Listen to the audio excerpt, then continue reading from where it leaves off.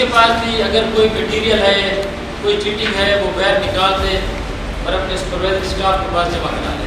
अगर इस वार्निंग के बाद आपके पास चीटिंग निकल आई तो उसका अंजाम आपको रिजल्ट में पता चला। आपके पास 5 मिनट हैं, 5 मिनट में अपने सुपरवाइजर स्टाफ को ये जमा करा दें।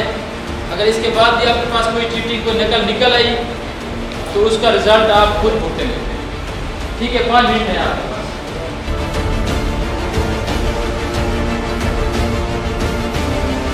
यहाँ पर सिटी कैंपस में हमारे 2 MA के सेंटर हैं, एक DBMA है और एक नवाब अलनवास खान। तो यहाँ पर हमने विज़िट किया है, यहाँ पर हमने चेकर भी लगाए हैं और इम्तिहानी इंतज़ाम जो होते हैं वो भी चेक किए हैं, सुपरवाइजरी स्टाफ चेक किया है जो हमने लगाया था।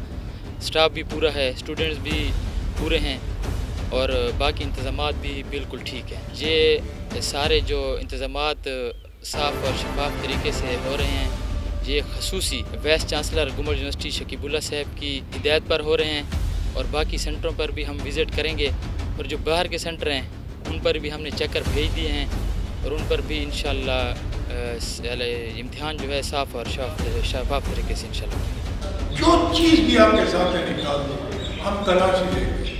अगर चाहे आप नकल मारे या ना मारे, आपके जेब से मैंने निकाला ना हो रहा है चीटिंग, मैं आपका सिर्फ रोल नंबर लिखूँगा। जब रोल नंबर लिख लूँ फिर आप रिजल्ट देखें।